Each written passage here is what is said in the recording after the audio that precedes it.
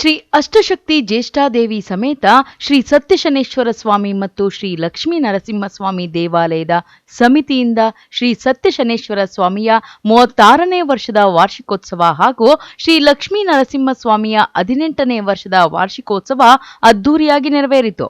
ಶನಿವಾರ ಶ್ರೀ ಅಷ್ಟಶಕ್ತಿ ಜ್ಯೇಷ್ಠಾದೇವಿ ಸಮೇತ ಶ್ರೀ ಸತ್ಯಶನೇಶ್ವರ ಸ್ವಾಮಿಯ ಕಲ್ಯಾಣ ಬ್ರಹ್ಮರಥೋತ್ಸವ ವಿಜೃಂಭಣೆಯಿಂದ ನೆರವೇರಿತು.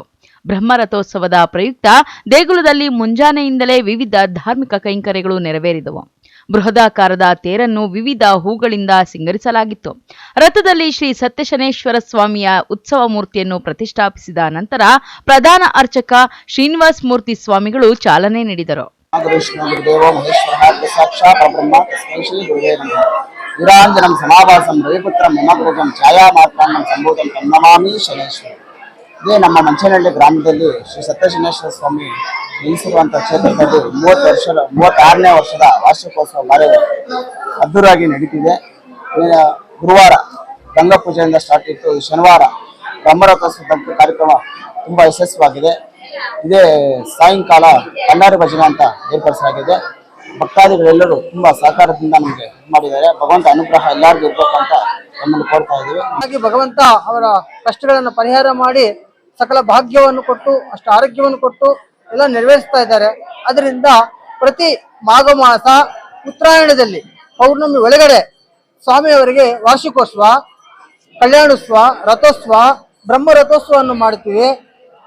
ಹಾಗೂ ಸ್ವಾಮಿಯವರಿಗೆ ಕೊಂಡಾರಿ ಭಜನೆಯನ್ನು ಕೂಡ ನಡೆಸ್ತಾ ಇರ್ತೀವಿ.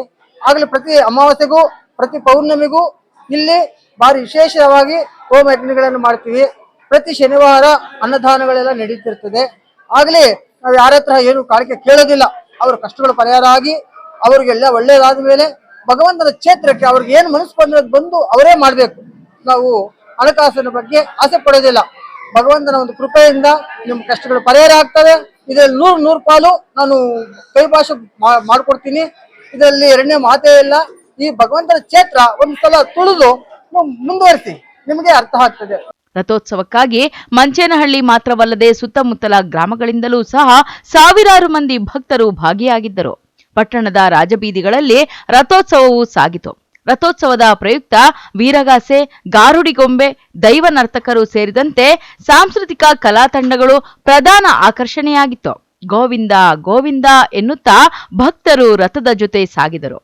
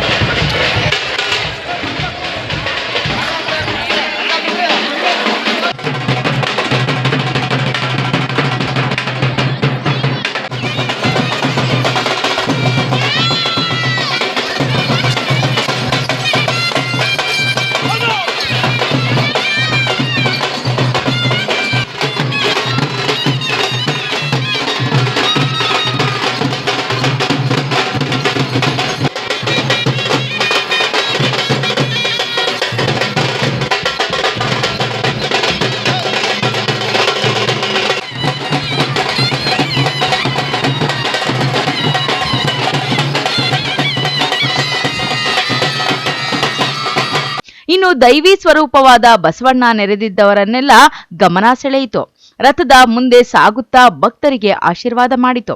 ಒಟ್ನಲ್ಲಿ ಮಂಚೇನಹಳ್ಳಿಯಾದ್ಯಂತ ಶ್ರೀ ಅಷ್ಟಶಕ್ತಿ ಜ್ಯೇಷ್ಠಾದೇವಿ ಸಮೇತ ಶ್ರೀ ಸತ್ಯಶನೇಶ್ವರ ಸ್ವಾಮಿಯ ಕಲ್ಯಾಣ ಬ್ರಹ್ಮ ರಥೋತ್ಸವ ಮಂಚೇನಹಳ್ಳಿಯಾದ್ಯಂತ ಹಬ್ಬದ ವಾತಾವರಣ ಸೃಷ್ಟಿ ಮಾಡಿತ್ತು. ನಾಜೀರ್ ಜೊತೆ Lakshminarayan, MM TV news, Manchenahalli.